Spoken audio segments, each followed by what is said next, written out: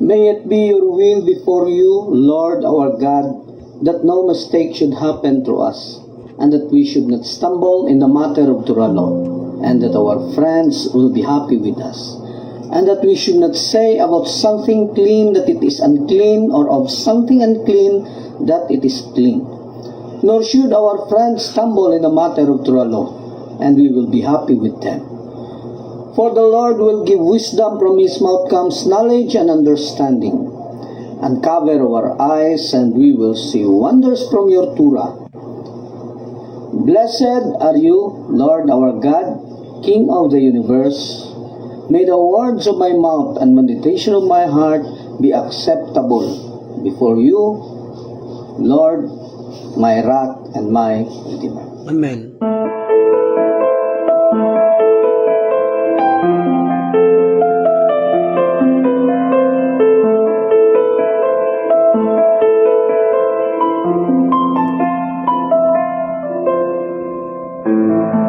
Ikaw akong gitimuhan,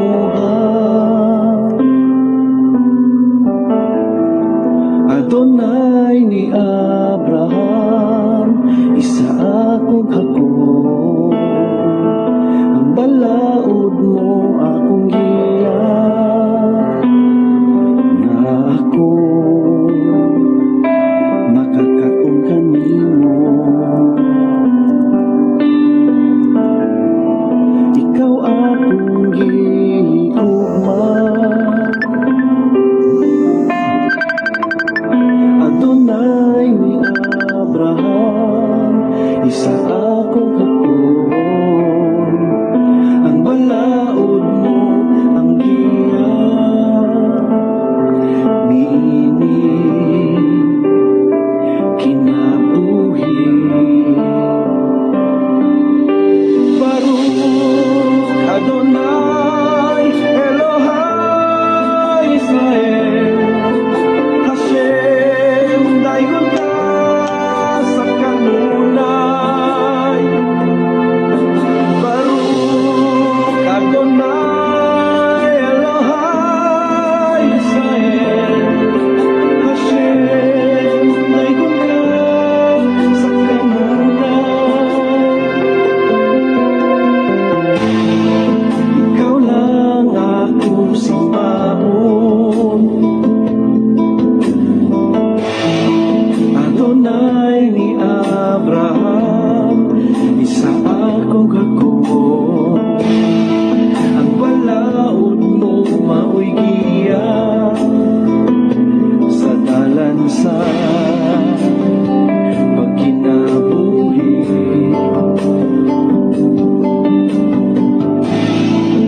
Ikaw lang akong yubuan, Adonai ni Abraham, isa akong hakot. Walay lain gawas kanimo, ikaw lang, ug ikaw Hashem. Baruch Adonai Elohai Israel, Hashem dayon ka sa kanunay. Baruch Adonai Elohai Israel, Hashem dayon ka sa kanunay.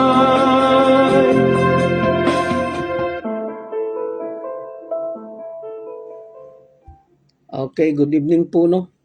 Balik tayo doon sa gusto ko sana mag-topic about Jesus, pero plano ko doon na lang sa sa Friday na lang po, no? Itaon natin na Biyernes Santo. Kaya mamaya na lang sa Biyernes Santo. So sa ngayon, balik muna tayo doon sa mga naiwanan natin na topic patungkol sa version ni Rabbi Moshe Peretz, doon sa version niya doon sa Noahide Laws. No, alam naman natin na marami pong version ang Noahide, iba't ibang rabbi, iba't ibang version. No, so tayo naman nakaangkop po tayo doon sa Divine Code Then, other rabbis may nagsabi na 66 hanggang may nagsabi na 70. Yung ano lang, yung 7 laws, may nagsabi din na 90. Sa ating version naman, umabot po ng more than 500. Dahil nga sa ginawa po nating sub doon sa ginawa po natin specific para yung mga tao hindi na magbasa. O katulad ng 613 kung saan na-specific na po siya. At na-check po ito, no, itong ginawa po natin na pag-aaral. Ang source po nito is actually yung Divine Code, no, kung saan na-check na po yan ng rabbi natin. At maganda po yung maganda po yung feedback niya. No, na sabi niya maganda to para dun sa pag-aaral, future na pag-aaral ng mga member ng community. Okay? So yun nga, no, natapos natin yung number 25, pero balikan natin ng konti, no, para mas ma-emphasize yung number 24-25, the prohibition of making up a new religion. Wherein medyo ingat-ingat po tayo doon sa kakatingin natin doon sa mga Jewish, lalo na ngayon na Passover po ng mga Jewish. Masaya tayo kasi nagpa-Passover sila. Tanda po yan na sinusunod nila yung mga utos nila. Pero kapag kayong nag-Passover, may ginawa din na celebration yung mga Noahide, ibang usapan po yan. Masyado pong napaka-specific po ng utos. Kung babasahin lang natin doon sa para talaga yan sa Israel. Hindi po madadaan sa emotion po yan. No, kasi kalimitan gumagamit po ng emotion kasi nararamdaman namin, kami mga Jewish. Hindi mo madadaan yan sa ganyan kasi kailangan talaga facts. No, kahit na may nararamdaman ka na ganyan, kailangan mo talaga din i-prove na Jewish ka. Kasi yung Jewishness is like a citizenship that you are one or you are part of the Jewish nation. So, kailangan mo na i-prove yan. Kasi yung pag-convert to Jewishness, that is actually like changing your citizenship. Yun po siya. Hindi po como Jewish ka, ano ka na.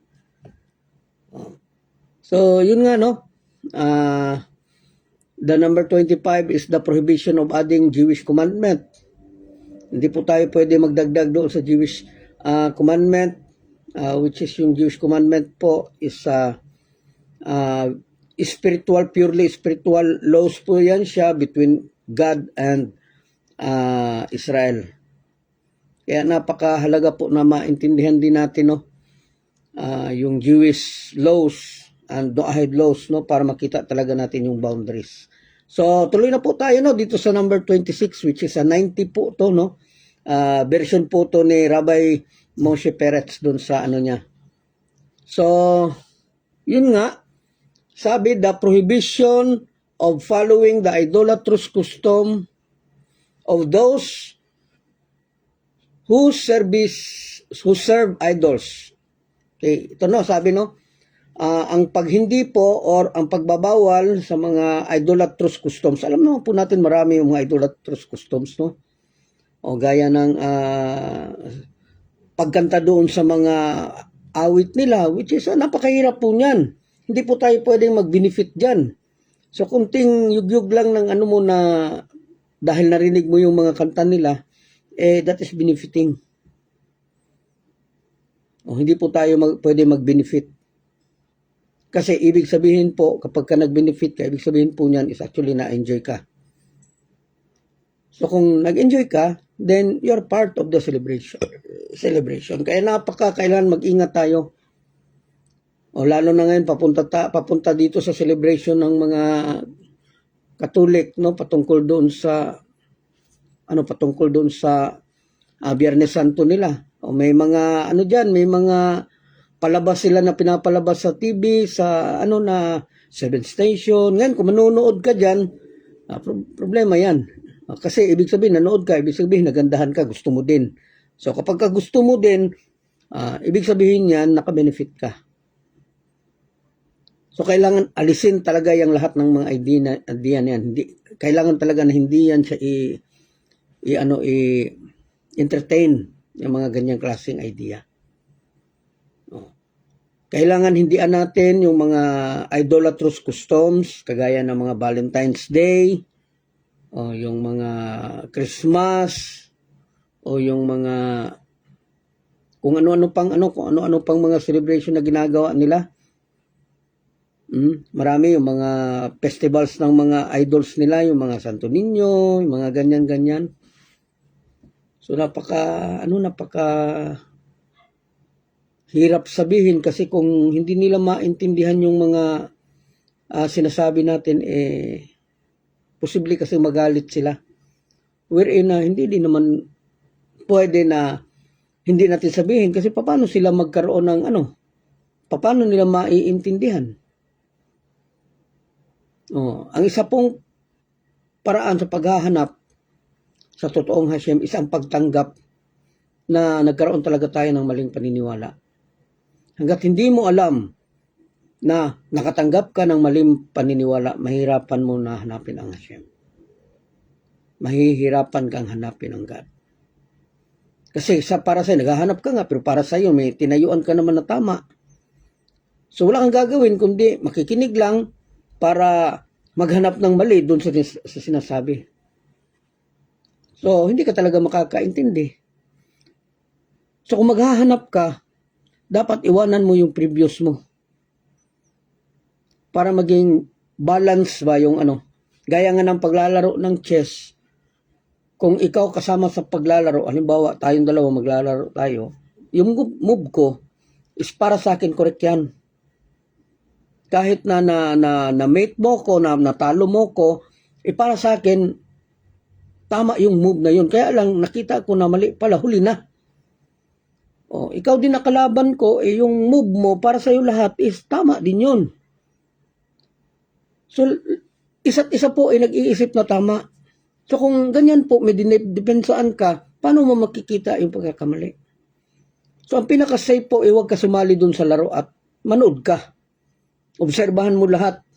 Kaya ang nakakaalam talaga sino ang pabor doon sa laro is yung mga nanonood. Oy, maganda posisyon ng mga niya. Bato niya.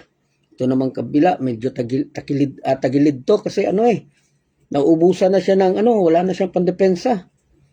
Dalawang move na to, wala na, mati na to. So, yung nanonood ang nakakaalam talaga kung ano ang tama at ano ang mali. Kaya para doon sa mga bagong panonood, wag po kayong makinig kung alam ninyong may kayo, may kinakatigan kayo na paniniwala. Kasi hindi nyo talaga maiintindihan to. Hindi ninyo to maiintindihan. So pag sinabi pong prohibition, ibig sabihin, bawal po, pagbabawalan po or bawal po, hindi pwede, o ang pagsunod sa mga idolatrous customs. Itong idolatrous customs, ito po yung mga pagsamba na hindi tamang God. Di ba alam naman natin na mula pa noon daghana, marami ng mga tao nagsasamba ng iba't ibang God. At isa lang po ang tamang God dyan. Hindi po pwede lahat. Hindi po pwede na ang God ng Katolik, ang God ng iba't ibang reliyon, iisa lang sa God ng Israel. Hindi po yan siya pwede. Dahil alam naman natin na yung pinaniniwalaan ng ibang mga tao is hindi pinaniniwalaan doon sa Israel. The same as hindi naniniwala ang ibang mga nation doon sa God ng Israel. Kung meron mang naniniwala, pero sabi lang nila yon para magkahanap sila ng isang sandalan doon sa paniniwala nila. So pag sinabing idolatrous customs, lahat po ng paniniwala, kaugalian, ginagawa ng ibang paniniwala is hindi po natin pwedeng sundin. Kaya napakahirap po. Hindi po madaling hindi po madaling maging mabait. Pero maging masama, napakadali. Gumalaw ka lang na hindi ayon dun sa kagustuhan ni Hashem, magiging masama ka na. Pero yung pagiging mabait, kailangan mo pang i-prove. At yung pag-prove mo is actually constitute hanggang dun sa pagkamatay na hindi mo talaga magagawa ang isang pagkakamali. So yun ang nagbibigay talaga hirap na paano maging righteous, paano maging mabait. So the prohibition of following the idolatrous customs is kasama dyan yung mga kanta na ginagawa gaya ng mga Messianic, yung kanta ng mga Pentecostal, Sabadista, kinokopya nila. Para silang nangunguha lang ng damit ng mga idols, tapos pinasuot nila dun sa God nila. Di ba, insulto yan? Kung totoo yung God nila, bakit pinapasuot nila ng hindi kanyang damit? Galing sa Pentecostal, pinalitan lang ng pangalan. Ang yung iba, galing dun sa Iglesia ni Cristo, galing sa Sabadista, pinalitan lang ng pangalan. Kawawa naman yung God nila. Pinasuot lang ng nasuot na ng iba. Di ba? Kawawa. Natagurian pa na huli. Sabi nila na huli daw, masyadong huli. Pero pinasuot nila, nasuot na ng ibang gods. Meron din ako nakita na mga Messianic na wala na, hindi na ginagamit yung pero halos lahat talaga, tulad pa din ng dati na gaya-gaya lang ng mga kanta. Pati nga kanta natin, hiningan ako ng kopya, kaya kakantahin daw nila. So sabi ko, kahilo? Ning kamot mong inyo, oy. So, yun nga, na hindi po pwede na ganyan. Mas maigi na yung kanta natin ang gamitin nila, pero make sure na talaga hinahanap nila ang Hashem. Kasi kung gagawin lang nila para din doon sa God nila, then para na rin pinayagan natin sila na i-practice ibigay yung mga practices natin para doon sa idol worship. Kahit regardless kung may idol o wala. Kasi hindi lang nakapokus ang idolatry sa pagsamba ng mga idolo. Hindi lang nakapokus doon sa mga idol, kundi pati doon sa isip, pati doon sa mga ginagawa, sa mga kustumbre, at doon sa mga binabasa. So wala nga ang larawan, pero yung mga binabasa, iisa lang. Still that is idolatry. Oh. Tapos, ayun pa, mga kanta, iisa lang, pinalitan lang ng pangalan. Di wow. Sinasabi, yung bibig, puro huli, puro banal, pero yung pinasuot nila doon sa God nila, galing lang doon sa iba't ibang religion, pinalitan lang ng pangalan. Kakahiya naman tayo na hindi tayo marunong gumalang, hindi tayo marunong mag-alaga ng isang Panginoon. Pero kung makapagsalita, akala mo sinong walang kasalanan. So, yun nga,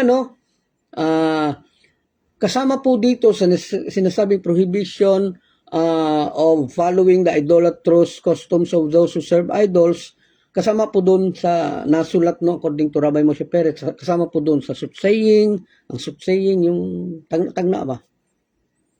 Yung divination, yung divination naman, halimbawa, ano ngayon, madilim, patay ang buwan,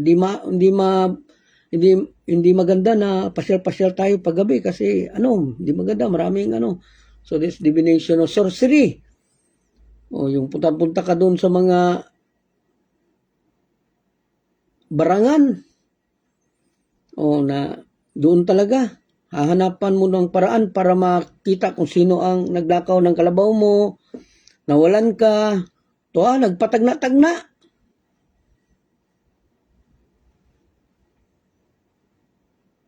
Wala. Kunting pagsubok lang. Kunting pagsubok. Pero wala, nagpatalo talaga. Sana hopefully na intindihan to ng mga kapatiran na kahit anong mangyari, dapat huwag talagang tumakbo dyan sa mga ganyan. Marami sa mga kapatiran po natin na hindi naintindihan kung mo nanakawan, kung mo may mga gumalaw na ganito, ganyan, doon talaga tatakbo. Pahula. Idolatry po yan. So ito po yung sorcery. necromancy, yung pagtawag ng patay, spirit of the glass, Ouija, yung...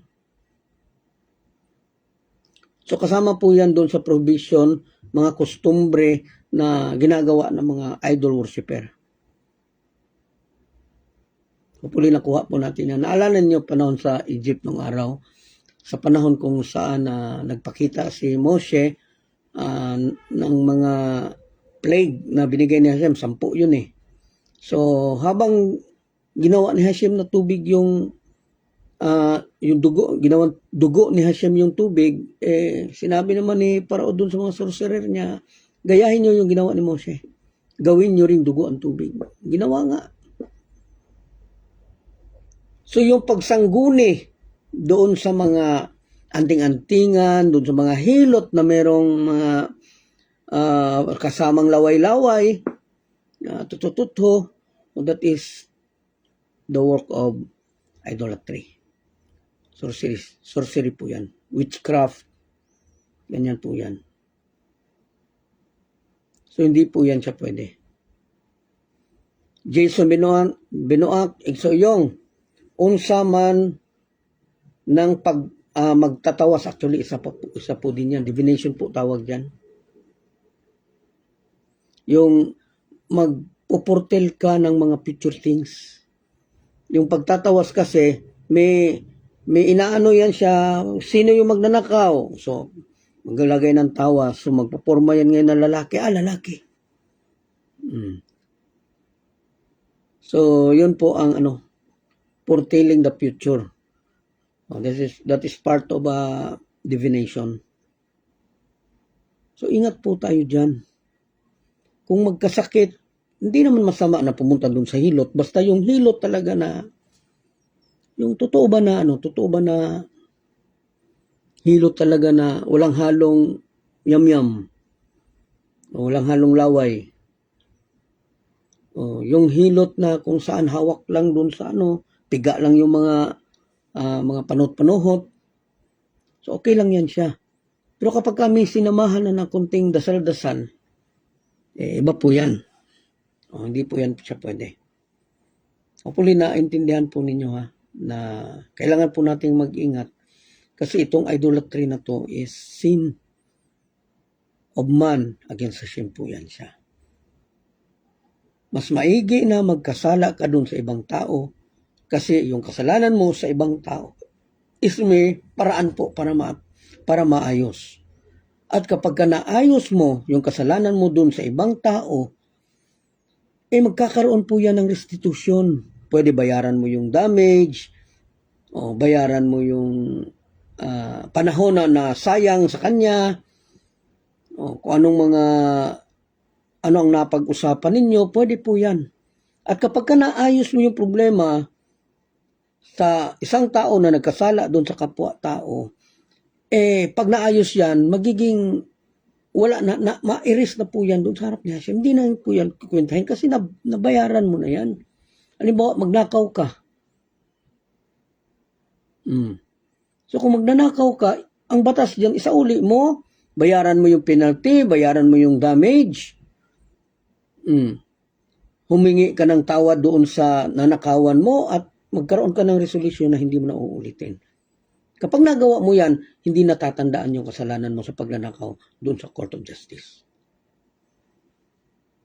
Madali maayos, pero ang kasalanan against Hashem, kaya napakahigpit talaga ng idolatry.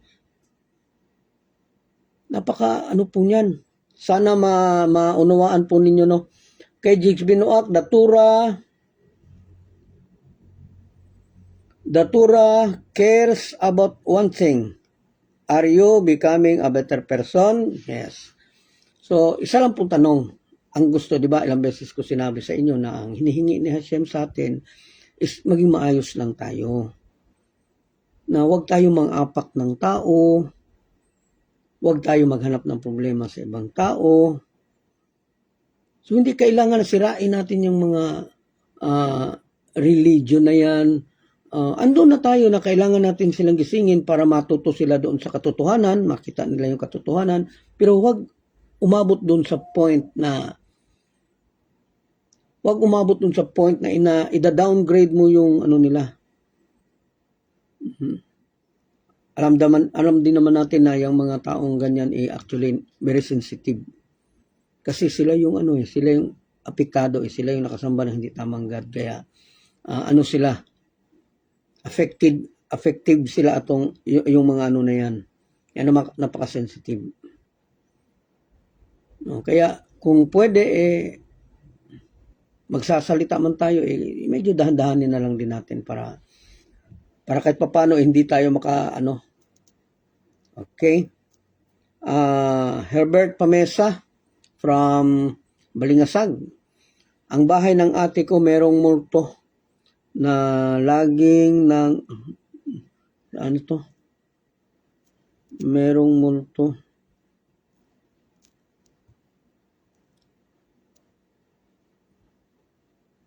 Hindi ko na makita.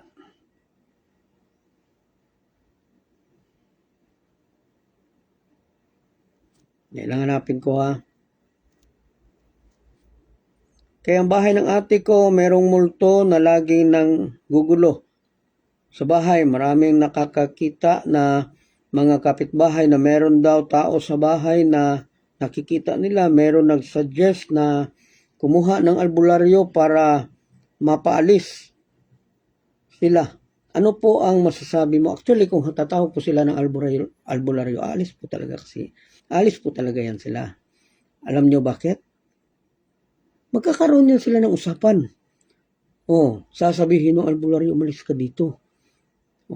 Kung magkasama sila, magkakasundo, para alam nila na totoo pala tayo, o para yung paniwala nila na is magiging strong, na totoo, at kapag nakita nila totoo, kakatakutan nila tayo. Pero hindi nila alam na yun, agreement lang yun between the albularyo at kapag bumalik ang ibang panahon, kasi yung dumi is hindi po yan pwede makakapaglinis ng another dumi. Paano ka magwawalis para matanggal yung mga dumi dun sa bahay mo kung ang walis mo din mismo ay natatanggal? Hindi naintindihan yan. So hindi po yan nakakatulong. So kung gusto po natin na maalis po talaga yung mga ganyan, ayon po doon sa mga nalalaman ko at naobserbahan ko din talaga, kasi doon sa bahay ni Atty. Reales, walang tatalo dyan. Sa lahat ng bahay na napuntahan ko sa mga kapatiran, ang bahay ni Atty. Reales ang grabe. Kasi doon sa bahay ni Atty. Reales, napuno ng antik. Yung bahay mismo napakaluma. Yung kinatatayuan, biro mo may nakikita na mga babae doon na nakapandamit Kastila pa. Nung namatay sino yung namatay doon sa ano man siguro yun, si TC man siguro yun, nung namatay si TC, si Atty. Reales ba yun, na umuwi ako galing doon sa tawag. Nung umuwi ako sa mula punerarya, kasi nga nagkaroon ng lecture doon kay Atty. Reales sa bahay, ang kasama ko sana doon sa taas is si Gian. Ang problema, si Gian hindi sumama pag uwi. Kala ko sasama din, doon sana kami sa taas matulog. So sabi ko, mas nakakatakot doon sa taas matulog kasi ako sa buong building, ako lang talaga mag-isa. Nakakatakot doon. Tapos mas pinili ko na matulog dito sa sala kung saan maraming mga antik. So syempre sila Atty. Reales dito sa kwarto ni si Mrs., doon sa kwarto nila. Tapos so ako dito ako sa sala. Alam niyo ba, buong gabi hindi ako nakatulog. Kasi naririnig ko talaga na may naglalakad doon sa tapat ko. Lakad talaga na marinig mo yung tsinelas, yung sapatos na. Tapos humihinto doon sa tapat ko. Maya aalis naman. Sus, nag-alas 4 na lang, hindi pa ako nakatulog. So ginawa ko, nagpatugtog ako ng tura sa laptop. Nilakasan ko talaga, volume talaga yung ko. Doon ako nakatulog, pero wala na, lapit-lapit na alas 5. Kaya nag-advise ako doon kina ni, Mrs. no, Gloria Reales, kapatid na Gloria Reales, na kung pwede, pasadahan to ng Tura study gabi-gabi. Yung mga iniwan ko na live doon sa kanila na MP3, patugtugin. Diretso talaga yan hanggang umaga.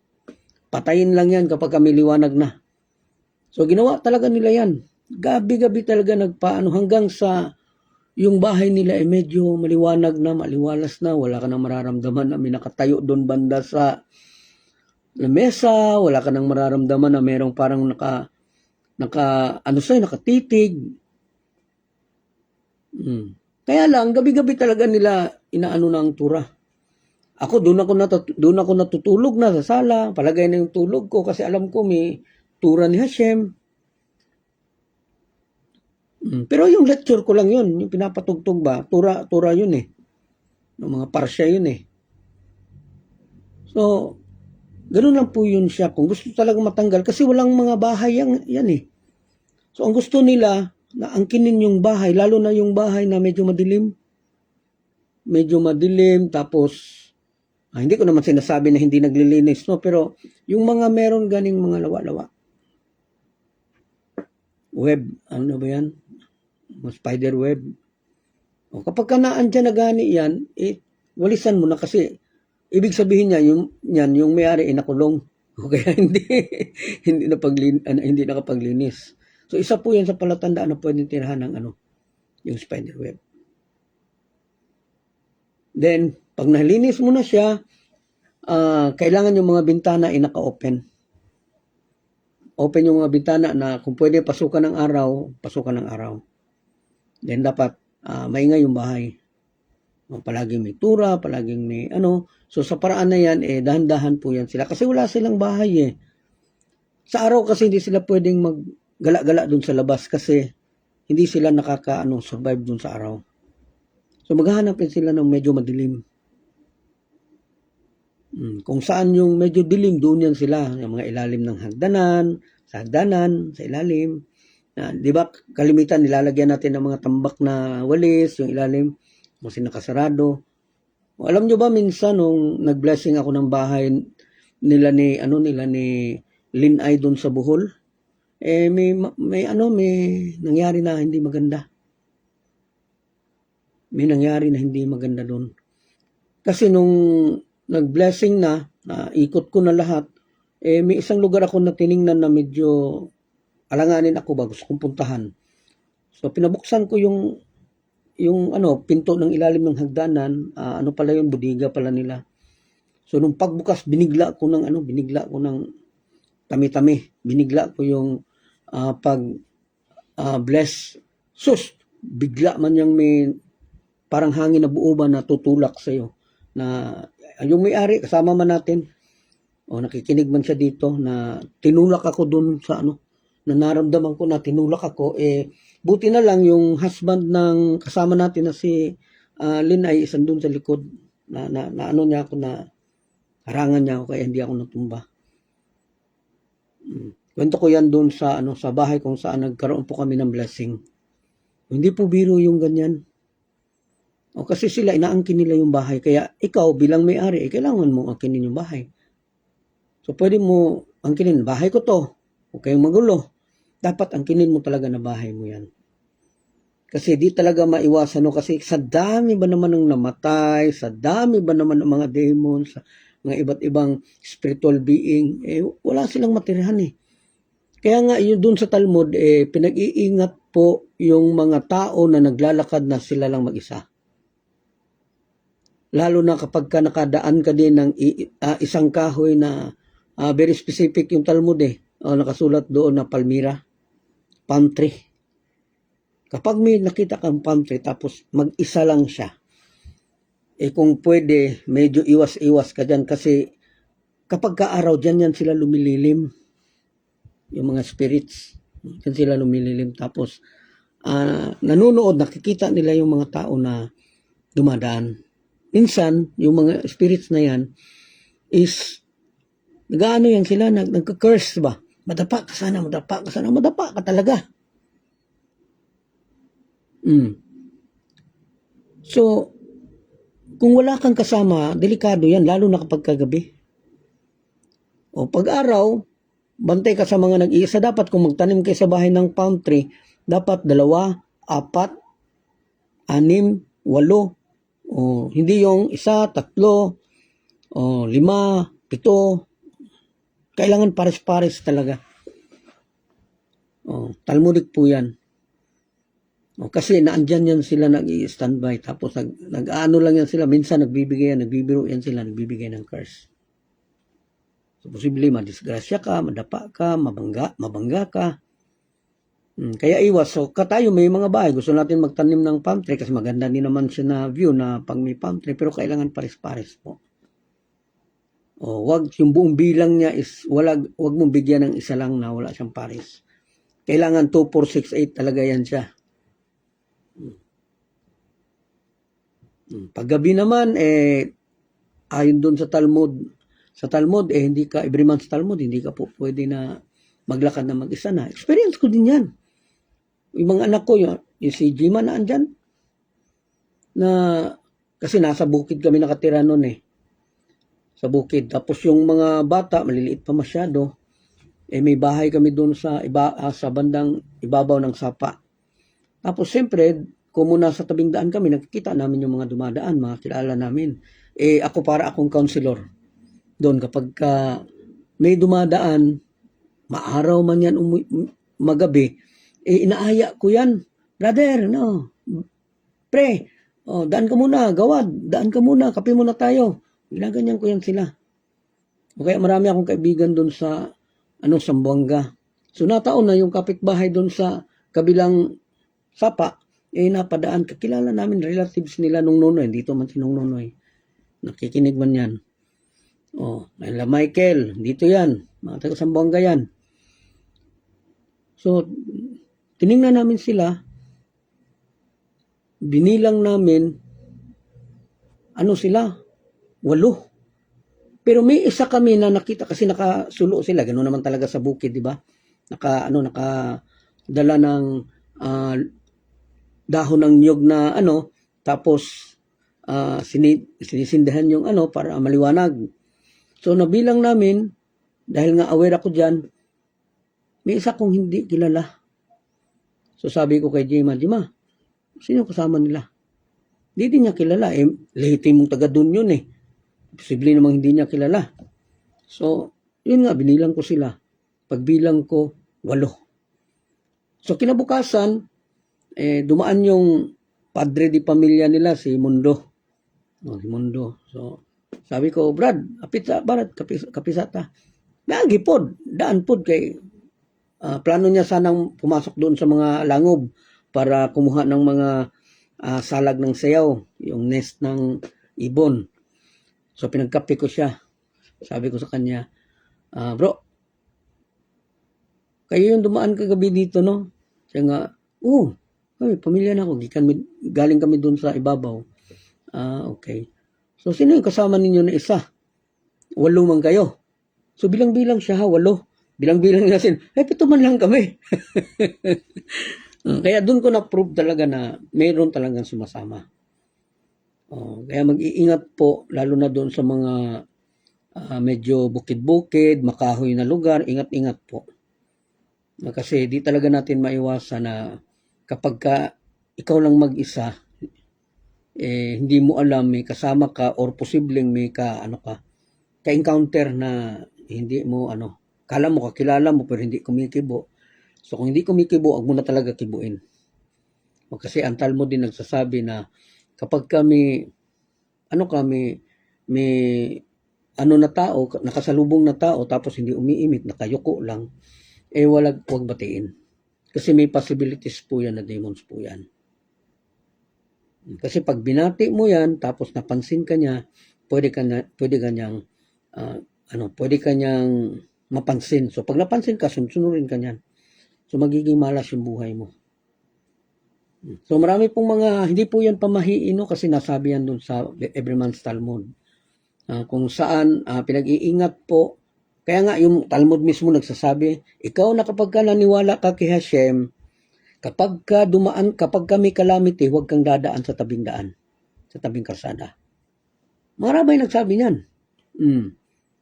Hindi yan pamahiin. Sila nag-advise niyan. Kasi nagtanong ako minsan, kasi may kapatid tayo na napasukan ng spirits. Napasukan na naposes ba? Kaya nga. Tapos, wala akong magawa, kundi dun sa kanila, magtanong. Ang dami kong tinanong na rabay. So, yun nga, tinanong ako kung anong dahilan. Sabi naman nung naposes, nakakain daw siya ng itlog, binigay ng matanda. So, sabi ng mentor natin, yung mentor natin ang pinakamitamang sagot, yung tagbigay talaga ng details. Yung ibang mga rabay ay walang pakialam. Sasabihin lang nila, ay, ano lang yan. Ano lang yan, ay, pa-hospital mo yan. Alam naman natin dito sa hindi naman lahat. Tingnan mo nga, pati nga si Saul ay napasukan. So, ganun lang daw, baka napasma lang daw, hindi nakakain, kaya ganyan. Ano hindi nakakain? Na-witness talaga namin na umaakyat doon sa taas na kahoy na walang sanga. Bilis-bilis tumakbo, lakas-lakas. Andito kaya yung mga taga-Sambuanga. Although, nakatulong din yung ospital, pero hindi din natin maialis na meron talagang sumasapi. So, yun nga na pag-usapan namin ng rabay, na kapag ka nabigyan ka daw, lalo na kapag ka matanda yung nagbigay, kung pwede, hindi mo kasi alam na baka may yan siya na karga-karga ng mga hindi maganda, mga spells. Nag-advise po, mentor natin, may sulat po kami niyan. So, sabi ng rabay, better to drop it sa lupa. Diba, binigyan ka na iskindi, bigay lang sa'yo, tapos nagbigay, matanda, i-drop daw sa lupa. Kasi ang lupa is actually neutralizer po yan sa lahat ng spell. Kaya nga naalala niyo na yung mga kasabihan na kapag ang isang tao hindi tinablan, ang ginagawa ng mga sundalo para tablan, itusok nila yung bunganga ng baril nila doon sa lupa. Tapos pag tira nila, tatamaan na yun, matatablan na yung taong hindi tinatablan. Kasi ang lupa po is actually neutralizer yan sa lahat ng spell. So, kaya hindi ako basta-basta na niwala, no, na mga ganyan-ganyan. Hindi ako basta-basta na niwala. Pero paano ako hindi maniniwala kung ako mismo naka-experience? Itong mga naandito, lalo na yung mga taga-mainit na bunturan, ay, sinasabi ko sa inyo, sila mismo naka-witness sila. Kasi kami ang magkasama nung nasa bukid, nung bumaba kami. Na inano talaga yung itlog ko. Sa Bisaya, pag ikumot ba? Ganun ba? Na parang mamatay ako sa sakit. Tapos napatalon ako, sinuntok ko talaga yung kamay na, natamaan ko pa talaga. Ay ako, mula doon sa nilalakaran namin na bukid, papunta sa amin, kasi sakit talaga. Tapos yung mga kasama ko, yung mga nanghihingi ng ng mga making, manghihingi ng lupa, para man lang kahit paano magkaroon ng konting pera para mabili ng bigas. So kami ang magkasama doon. Alam nila na doon sa lugar na yun medyo may hindi magandang nangyayari palagi. May namatay na nga doon dahil nga inanon yung itlog. So, ang nangyari, pinagitnaan nila ako hanggang nakarating kami doon sa baryo. Sa tunnel, sa mainit na bunturan. Pumasok ako doon sa isang tunnel na maraming namatay. Yung tunnel na yun, isula nang pumapasok kasi medyo kakaiba daw yung nararamdaman nila. So, wala nang pumapasok. So, bali, inabandona na yung tunnel na yun. Pero, ako alam ko na maraming laman yun. Maraming laman kasi nag-aabante ako doon eh. So, ang nangyari, nung medyo gipit ako, nagkaroon ako ng kursunada na pasukin yun. So, lalim, dripping, 45, sinking, doon sa lalim. Tapos alam ko saan yung may mga laman eh. So, nung nasa peace na ako, ang problema doon, natural madilim yun. Tapos ang dala ko lang flashlight. So, biglang umilaw yan. Biglang umilaw na parang ganito ba na maliwanag. Na parang may fluorescent, 2 fluorescent sa loob. na kung ihahalin tulad natin siya sa labas, parang tanghaling tapat. Ang liwanag-liwanag talaga sa ilalim. Kaya medyo na ganun yung mga ano ko dito. Ganun yung ano ko dito. So, ang nangyari, medyo naging hambog ako doon sa panahon na yun kasi may suot ako na double dalit. Tapos may nakamarka pa na pangalan. Mechanic pa ako sa time na yun, hindi pa ako no-ahide. Sabi ko, huwag kayong maggara-gara sa akin. Huwag kayong magbiro sa akin. Dala-dala ko ba to? So, alam nyo ba ano nangyari sa akin? Ang daming tawa na narinig. Yung bang tawa na parang nagkakaroon ng cheering doon sa basketball? Ganun yung tawa, ang daming tawa. Pagkatapos, hinamon ko sila, huwag nyo akong gagalitin ha. So ganun ako, kasi natatakot na ako eh. So alam nyo ba anong nangyari sa akin? Sinampal ako dito. Pagsampal, ganun talaga yung bibig. Ganun yung mukha ko 3 araw. 3 araw ako na hindi nakakain dahil nakaganon. Pinauwi na lang ako ng mga kasama ko sa bahay sa Davao. Dahil mamamatay talaga ako doon kasi hindi ako kumakain, hindi ako nakainom ng tubig. So paano hindi maniwala? Okay sana kung isa lang. Hindi, 2, 3 beses ako na ganyan. Biasong sa Bringot. Ano nangyari sa akin? Ganon din. Dahil sa kahirapan, yung tunnel na yun, kapag kabilog ang buwan, walang pumapasok. Kasi marami daw mga biro dun sa loob. So, ako naman, dahil nga sa dala ng pangangailangan, nangurso talaga ako. Pumasok ako mag-isa. Nagpaalam ako dun sa may-ari. Ngayon natawag yung may-ari.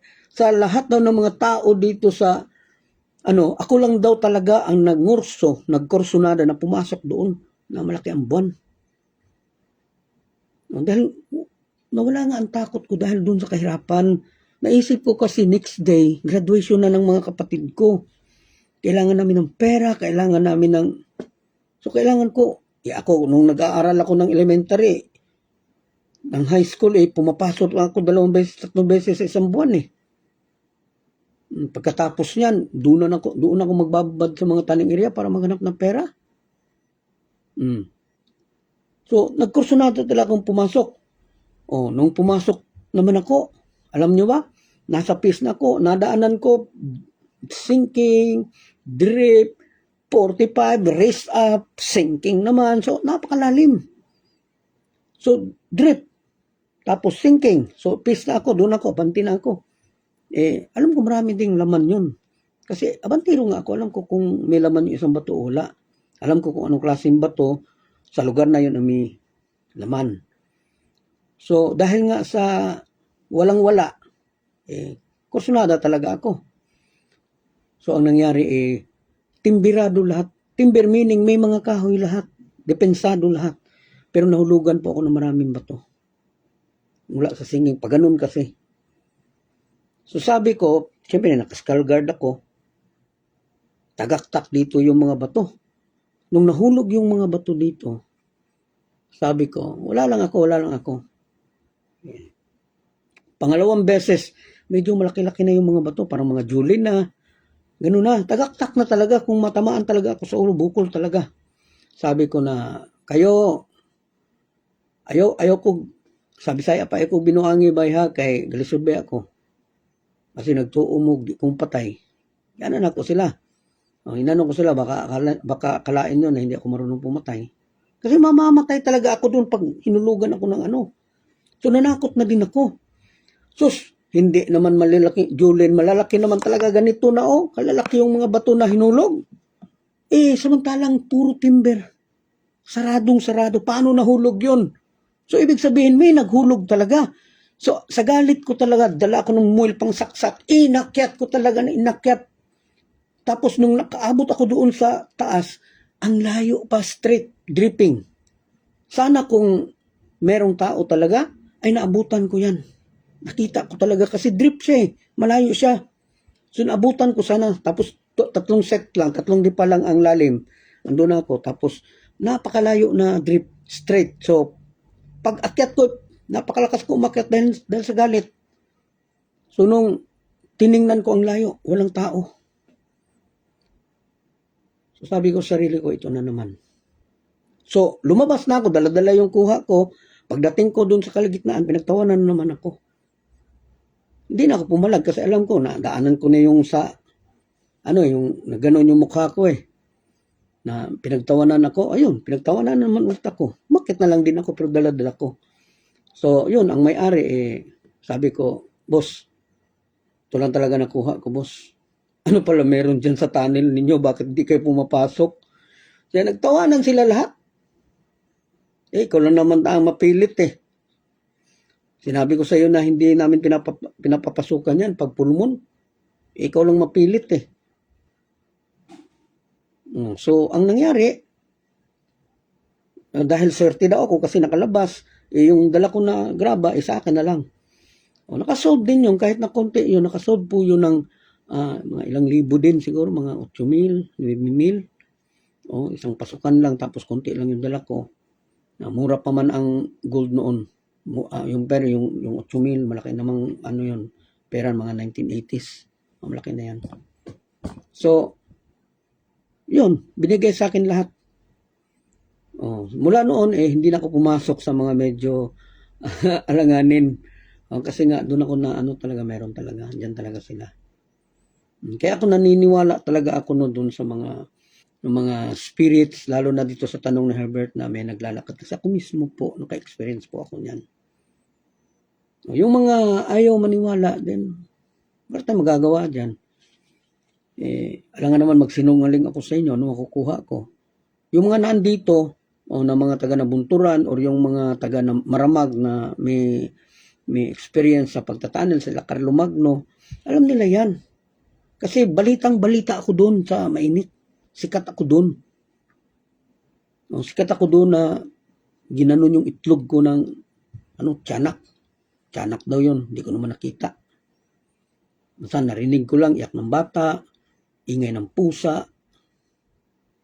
Ganun lang. So, kaya ako naniniwala talaga ako dyan. Tubig. Demons tubig. May experience kami dyan. Nung Marios, yung kapatid ni Mrs. Ano nangyari sa kanya? Nakapaglaban talaga kasi nung lalakad ng gabi nandyan ako kasi aware na ako dyan kasi mahilig, nag-aral kasi ako ng Kabala nung araw, yung panahon ng Messianic time ko, nag-aral ako ng Kabala. Kaya marami talaga akong alam dyan. Iniwan ko lang yan siya nung nagkaroon ako ng views doon sa Noahide. So, iniwan ko lahat ng yun. Naglalakad ng gabi, nagtaka siya bakit yung tubig mumumula. Nung dumaan siya, hindi niya pinansin, pero yun, nagkaroon na sila ng struggle dun sa tubig, buti na lang nakatakbo siya. So, tiningnan ko talaga sa Talmud, ano yun? Jesus, demons Meday. Demons Meday. Tinuro pa talaga ng Everyman's Talmud kung paano siya patayin. Ang nakakapatay sa demons ng tubig is actually itak. Itakin mo lang ng itakin. So, ang resulta niya, pag natamaan mo yan siya, lalabas yung dugo. Pula yung tubig. Ibig sabihin natamaan. Pero sumibat ka na kasi hindi yan nag-iisa. Sibat ka na. Buti na lang yung kapatid, yung ko, Bayaw, nakatakbo talaga siya. Kaya ako, talaga ako dyan. Medyo, hindi naman din na siguro, kasi marami ding mga experiences ng mga righteous na tao na, na meron talagang possession, meron talagang, yung iba hindi maniniwala. Nasa kanila na po yan. So, kung hindi sila maniwala, then, paano mo mai-explain yung nasaksihan namin sa Sisay? Kasi, yung mga kapatiran natin sa Zamboanga, galing yan sa iglesia, sa Diyos, galing sa tira nila inapasukan na poses. Naposes. At ang nakakagamot lang sa kanila is yung papa ko. Alam nyo ba na witness ko talaga doon na dito sa dingding, naglalakad sila parang butike hanggang doon sa Kisame. Paano natin ma-explain yan? Kung sakit lang yan, pasmo lang yan, paano natin ma-explain yung ganun tapos dyan, Tapos nag-iiba na yung boses. Kaya nga yung papa ko, inatagurian talaga yan siya na miracle worker during dun sa messianic time niya. Sa General Santos City, yung mga luma dito, La Asher Cordero, witness na yan sila. Yung mga taga General Santos City, kasi nadala talaga yan sila dahil doon sa naposes sa Jinsan. Na, nakaplot na siya, pero nakakadina kasi nga mula nung bata, lumulutang na siya. Nung puntahan ng papa ko, ang daming disgrasya na daanan. So doon, gumaling. Kasi gamit-gamit ang pangalan ni Hashem eh. Kaya kahit na ganun yun, doon talaga ako nagkaroon ng maraming knowledge, no? Dahil hindi man ako sang-ayon doon sa mga pinag-aralan ng father ko, pero kahit papaano may natutunan talaga ako kasi nag-self-study ako. Kahit na nung bago pa akong mag-asawa, nung tumira kami minsan doon sa Zamboanga, kung hindi ako sinaway ng asawa ko na itigil yan, parang hindi na maganda yung mangyayari. Kasi alam nyo, ang lalaki po ng ibon na nasa taas ng bahay ko. Nakikita ng mga anak ko na, si Yatser, tanong mo sa kanila. O na ang lalaki ng mga ibon na saan. Ganun. Kaya inisip ko na hindi na maganda to. Andun pa na yung last na experience ko talaga, grabe. Kasi yung bahay ko dyan sa Zamboanga, mga taga Zamboanga alam nito. May 9 na poste. 3 sa kusina, 3 sa gitna, tapos paakyat sa taas, 3 din, kwarto. Itong sa gitna na nagposte sa kusina at saka sa taas, yung sa gitna talaga na poste. Narinig namin niya na hindi ko mawari kung nagsasalita ba siya, pero may tumutunog na lumalabas sa kanya. Naririnig ba natin yan kapag hinati natin yung halimbawa, inano natin yung kahoy, nagsibak tayo ng kahoy, tapos hindi pa siya nabuwag, tapos ginano natin, niwalay natin, di ba may tunog yan? Ganun yung tunog. Ganun ba? Mga 30 minutes na ganun yung nangyayari, tapos yung kahoy patay na siya. Pero maraming dahon. Tagal na kaya niyan doon. Mahigit na 1 taon. Na wala siya, hindi siya sarado siya, hindi siya naarawan, hindi siya nauulanan. So patay talaga siya. Yung problema, may maraming mga dahon. Kaya lang dinadahan-dahan namin pagtanggal. Last namin na experience is yung kahoy tumutunog ang tagal. So sabi ko sa mga anak ko, dahil nga medyo may napag-aralan ako, sabi ko sa mga anak ko, tumakbo kayo dun sa taas. Kasi yung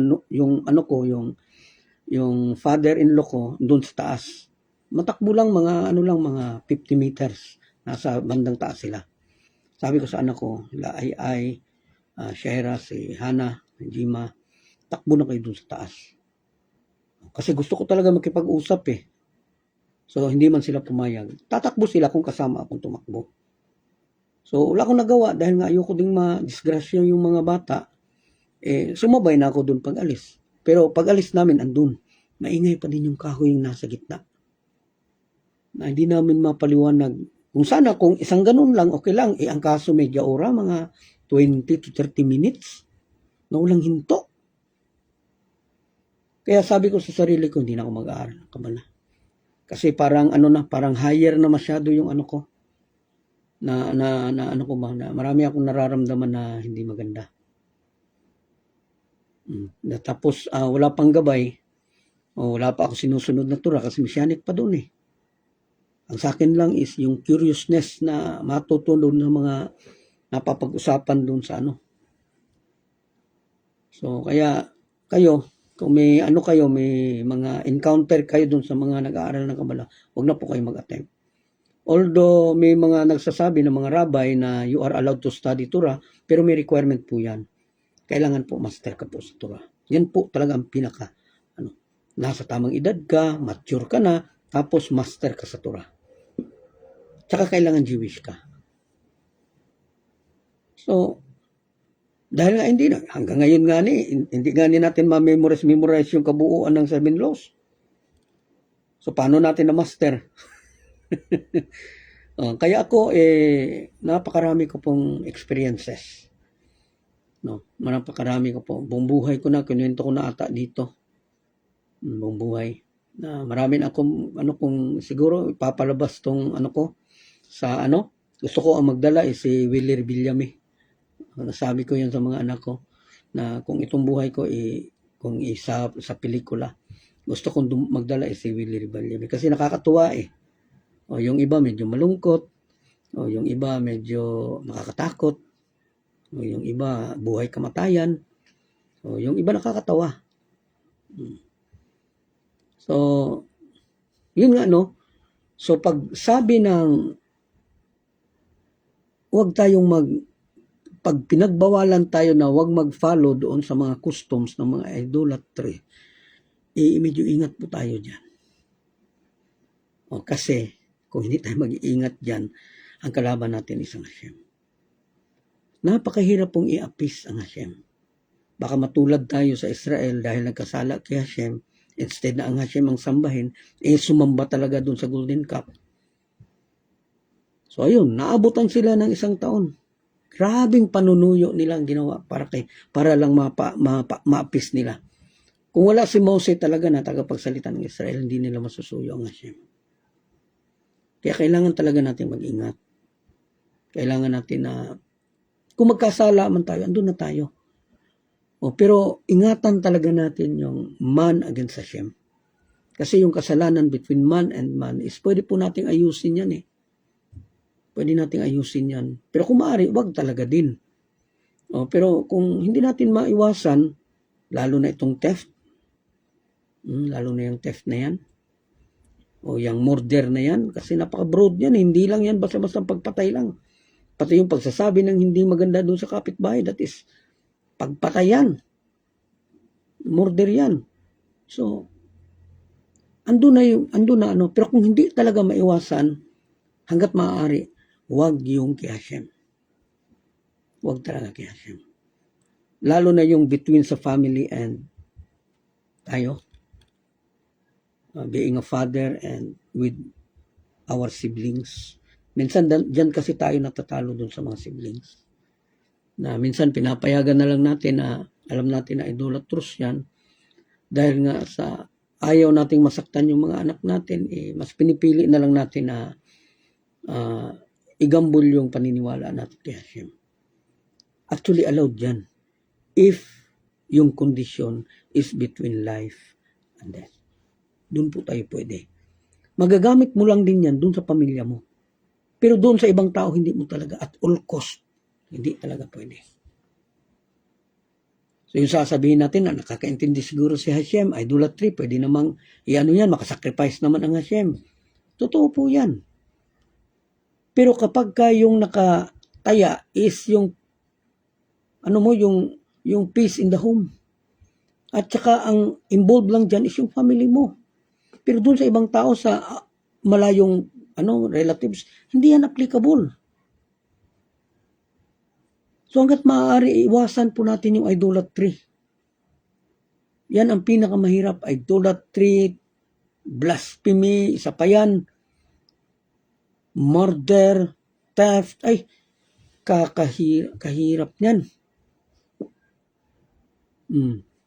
Pero yung dalawang yan, kasi ang sin of man against Hashem is dalawa Yung idolatry, no to idolatry and blasphemy. So bantayan natin yung dalawang yan. Hindi man natin siya ma-perfect in this life, then at least andun yung effort. Kikita naman yun ni Hashem At ang Hashem is handa talaga magbigay ng maraming pagkakataon. Hindi lang basta 1, 2, 3, kundi 6. At kung meron pang 7, Hashem is ready to forgive us. Pero kapag umabot na po yan ng 8, ibang usapan po yan. Pwede ka na po makatop yan. Kaya ingat-ingat po tayo. Tuloy na kuha po ninyo, So, yun nga, costumes, yung mga bata natin, nasa na yan sa mga Valentine's Day, andun yung King and Queen.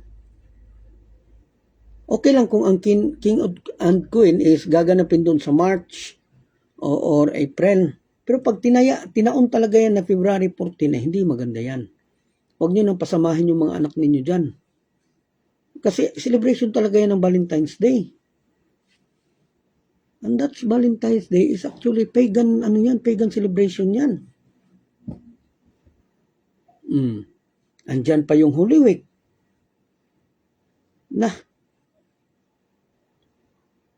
Kala natin, okay lang, no?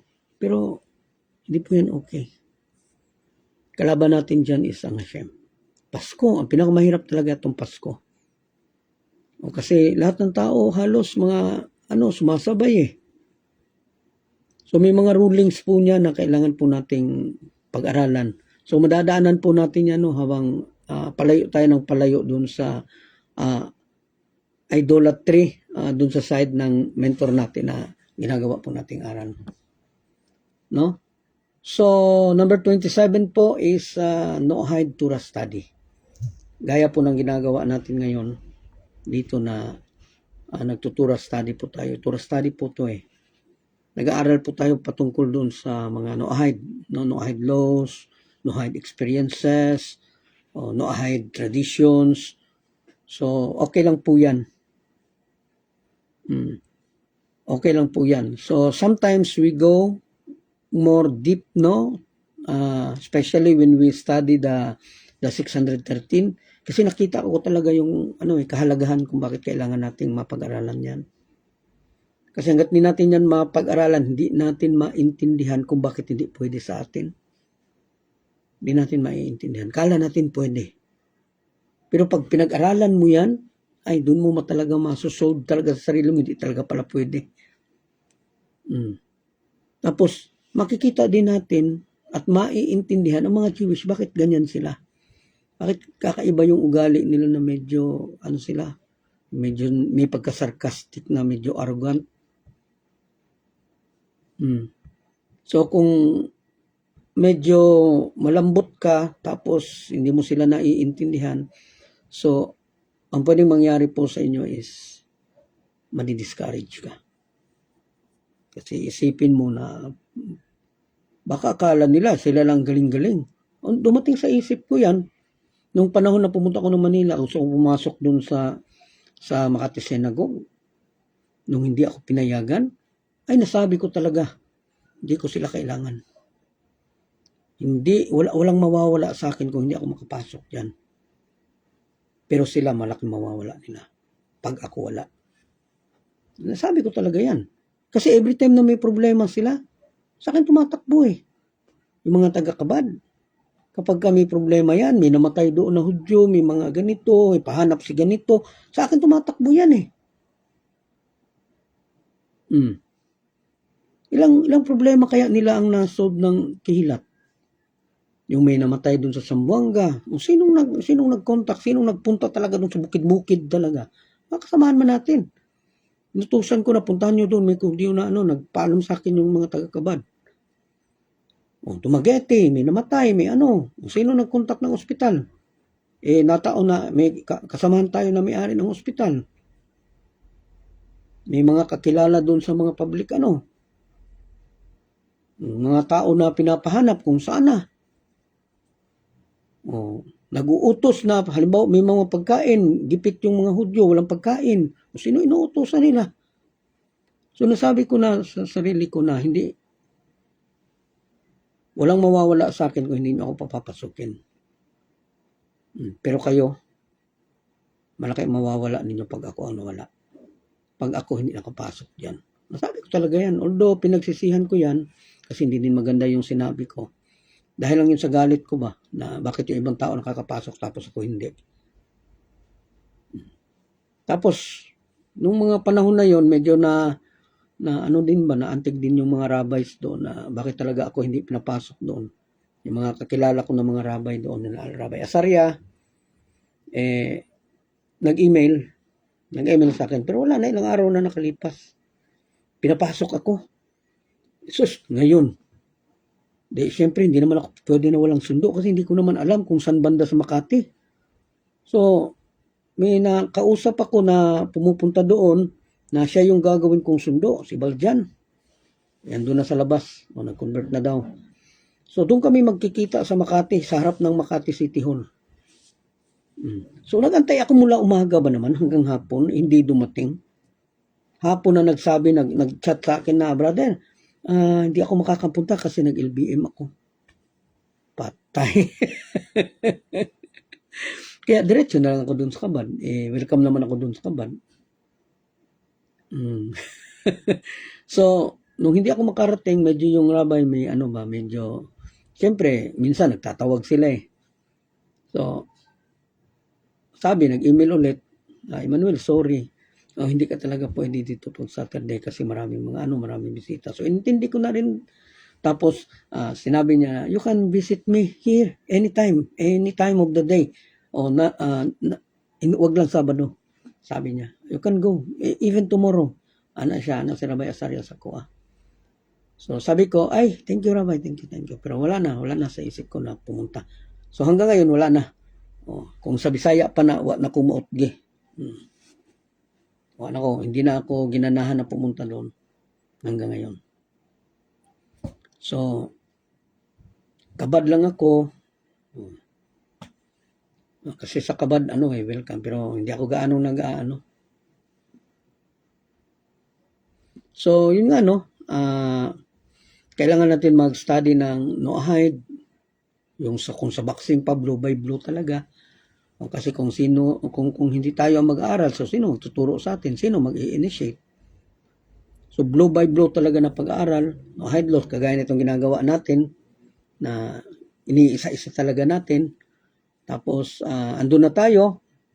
Version ito ni Rabbi Moshe Peretz, which tama naman ito lahat. Ito lahat po, kung may diferensya man, masyadong minimal.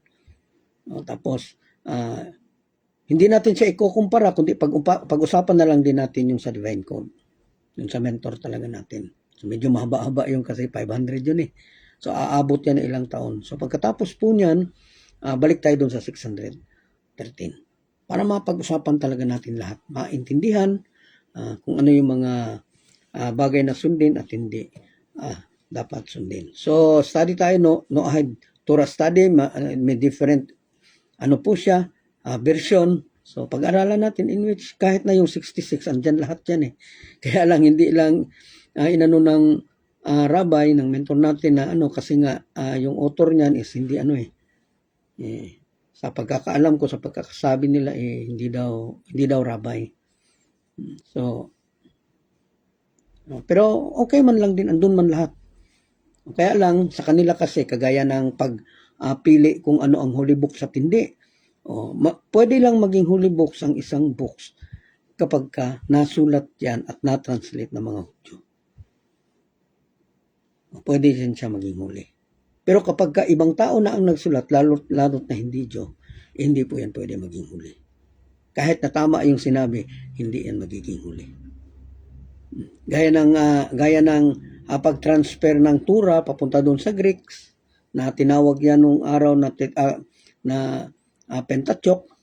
So, yun nga, yun ang huli. Pero nung na-transfer yan from Greek to Greek and from Greek to Latin, hindi na pwede. Kahit anong gawin nila, hindi na magiging huli yan. Yung mga books doon sa mga apocalypse, doon sa kagaya ng Sirach, ng Alma, yung nasa Deuterocanon, man yan, history man yan ng mga Jewish, pero hindi yan naging huli. Kasi ang pagkakasulat sa kanya ang original writings niya is Greeks. So, hindi siya pwede tawaging huli. So, yun nga, So, hopefully, naintindihan natin, may isa pa. Anyway, may oras pa naman din, So, number 28, the obligation for a person to pray to God. Actually, Noahide was only obliged or not actually obliged but allowed a minimum of once a day with prayers. Hindi siya bawal kasi nung araw pa sa panahon ni Adam, si Adam din nagpray. Lalo na doon sa panahon ni Enosh, the son of Seth. Kasi doon talaga natuto ang mga tao magpray. Kasi doon mula noon is hindi na nila naramdaman ang Hashem. Kaya natuto sila, nung nagpray sila, hindi dininig ni Hashem, paano ba naman didinggin? Masasama. So, nung pakiramdam nila na wala na ang presensya ni Hashem, naghanap na sila ng ibang gods. Kaya doon sa panahon ni Enos na son of Seth, doon talaga nagsimula ang idolatry. Kasi they created their own gods. So, napaka-importante po nitong prayer. Kung pwede, gawin natin itong obligation as the Rabbi said, Rabbi Moshe Peretz. So, gawin natin ito siyang obligation. No? So, minimum of once a day. Hindi ibig sabihin na once a day lang. Bawal prayer 100 times. No, hindi po yan. So, minimum buwan, then pwede mag 200, 500, pwede. As long as magpipraise ka kay Hashem, o mag-ano ka, kung ano mo kaya siya, magbabasa ka kanang psalm, that is actually praising to Hashem. Sing a song to Hashem, and that's a part of prayer. So, depende na po yan sa atin, no? So, minimum of one, at least, once a day, kahit papano, ay maalala natin ang Hashem. Okay? So, mamarkahan ko po ito, no? Mamarkahan ko po para madali po nating maalala bukas. Okay, so, kung wala po kayong tanong, okay, Libby Alboro, how about yung itong astrology? Matuturing ba ito na idolatry? Actually, nowadays, no, there is no such as kosher astrology. Pero nung araw meron. Pero sa ngayon walang astrology na kosher. Yung pang-Jewish talaga na ano. Kasi yung mga astrology na lumalabas ng kalimitan dyan is galing sa China. So, magkakamali lang tayo kung ganun. Okay, salamat sa tanong, Libby Alboro from Leyte. Another question from Jigs. Okay, magpatugtog ka lang o share la maalot. Yes, Psalm 21 po. Lalo na kapag kami maliit na bata ka, sisimulan mo po yan kapag ka nabuntis ka. O kapag nabuntis, is huwag talagang ipamalitahan, nabuntis ka. O kailangan malaman niya ng ibang tao kapag mahalata na yung tiyan mo. Pero habang hindi yan mahalata, huwag mo talaga ipagsasabi. Kasi iniiwasan natin, lalo na sa FB, na makita ng mga tao na may masamang iniisip na buntis ka. Alam naman natin na yung mga bad spirit, mahilig yan sila sa mga buntis. Kaya iniiwasan natin na huwag malaman ng mga ibang tao. So kung kayo lang dyan sa bahay, pwede. Pero huwag talaga ipamalita sa labas sa mga kapitbahay. So kung hindi na maiwasan na alam nila, so that's the time na pwedeng ma-declare. Pero at least malaki na yung tiyan. Okay, salamat Jigs. No, so isa pa, mula kapag buntis ka, alam mo buntis ka na, simulan mo na yung pagpapatugtog ng Psalm 21. Yung sinasabi ni Jigs Benoit, no, hanggang sa paglaki. Kasi sabi ng mga sages na kapag yung bata is palagi naririnig yung Psalm 21, yung anak mo is actually lalaki po yan na religious. Yung katang share na maalot,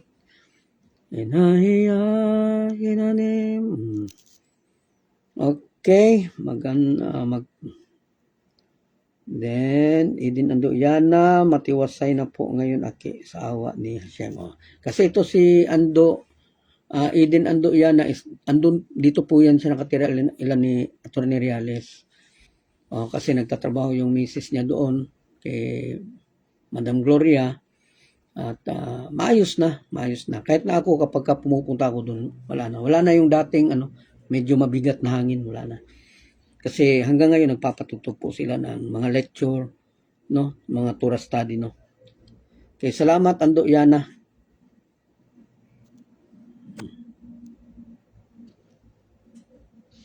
Okay, many times po ako na ako lang ang natutulog doon. Sa third stories nila. Sislot, nakakatulog lang po ako mga 4 a.m. na kasi laging may bumabagabag sa isip ko. Kahit ang mga mata ko ay mabigat na bigat, pero talagang iba ang aura doon sa taas sa kabilang building ni attorney. Nararamdaman ko yan. Kaya lang hindi din namin na-cleanse kasi ang dami mga libro, kailangan kasi linisin eh. Tapos may mga lumang gamit pa ng mga namatay doon na hindi pa naalis. Kaya kailangan linisin yan.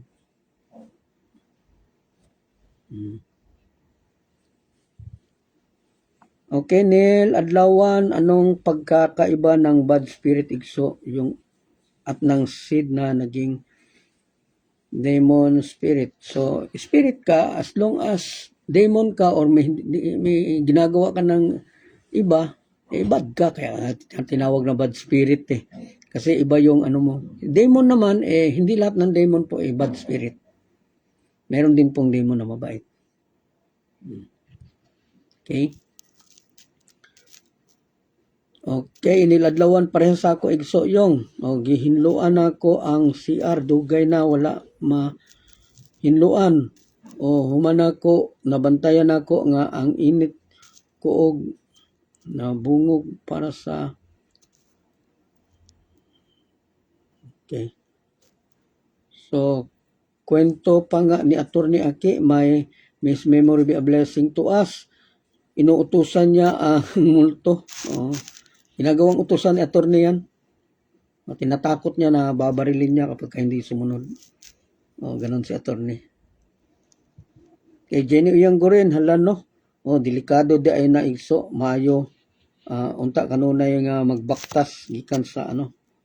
Okay, so maraming mga ano, Chris Gaba, Villegas, okay.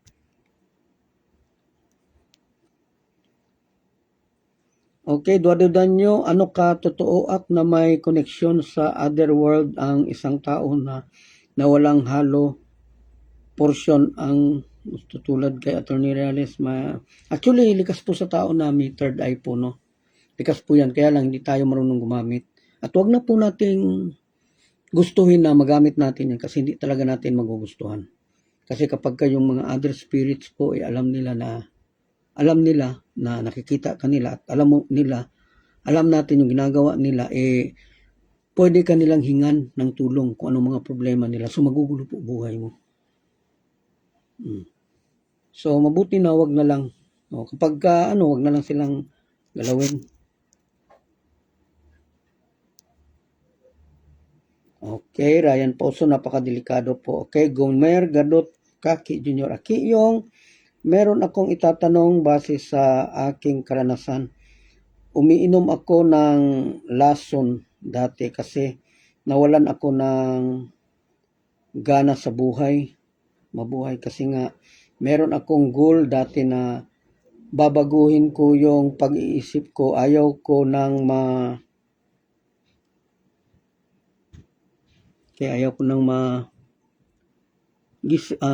ba yan?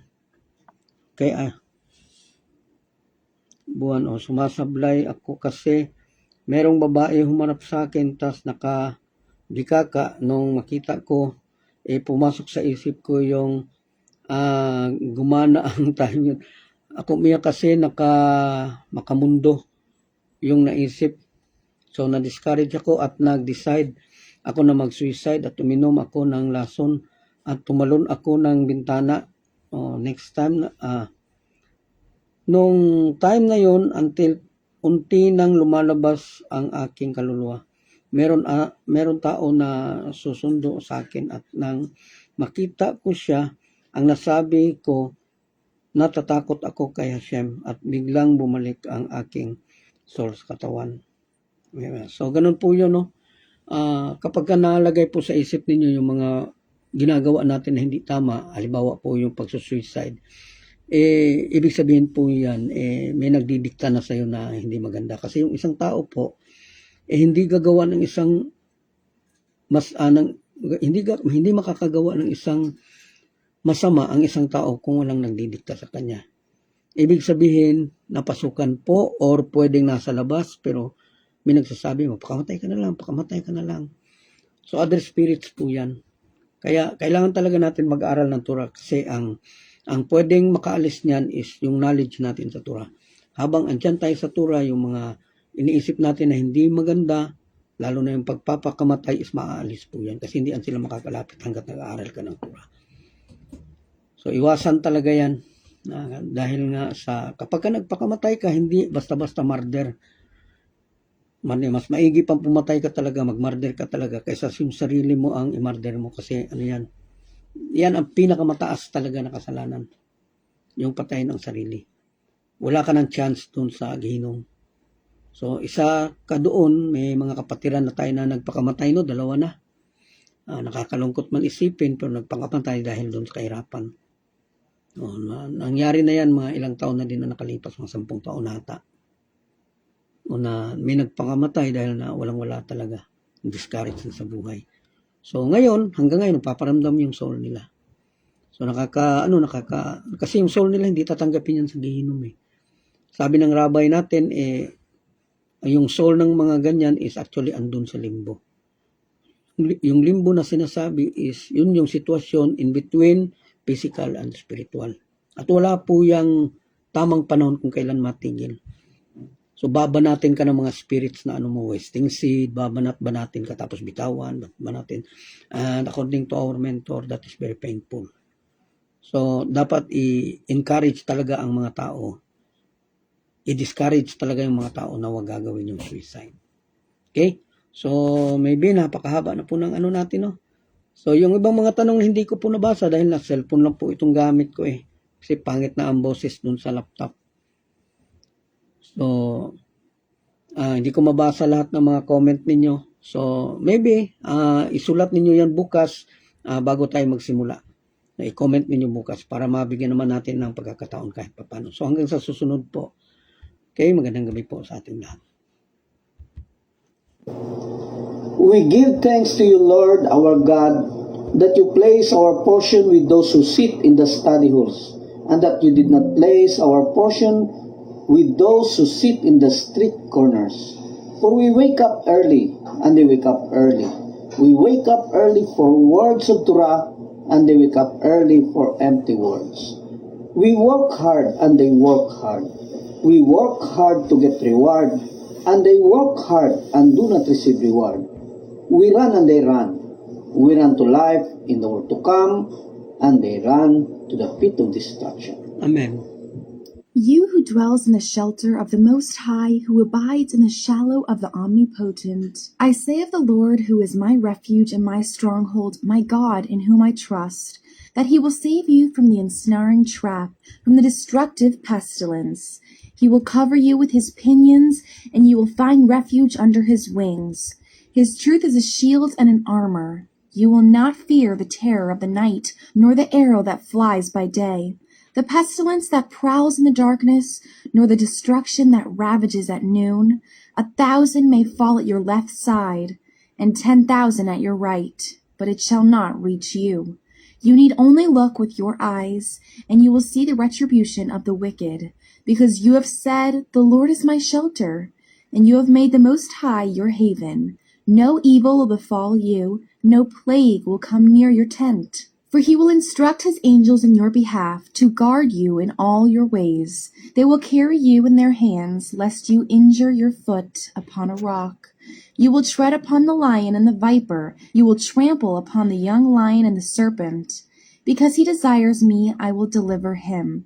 I will fortify him, for he knows my name. When he calls on me, I will answer him. I am with him in distress. I will deliver him and honor him. I will satiate him with long life and show him my deliverance. Amen.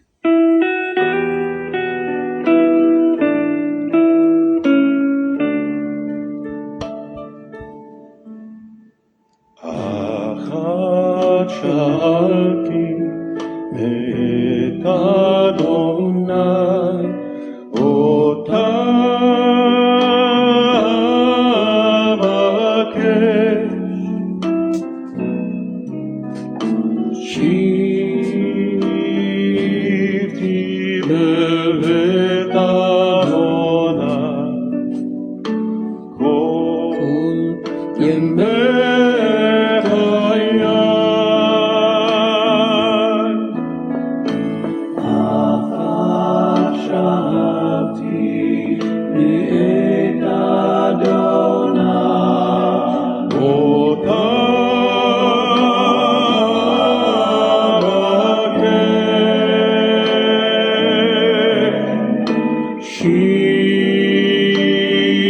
שבתי בבית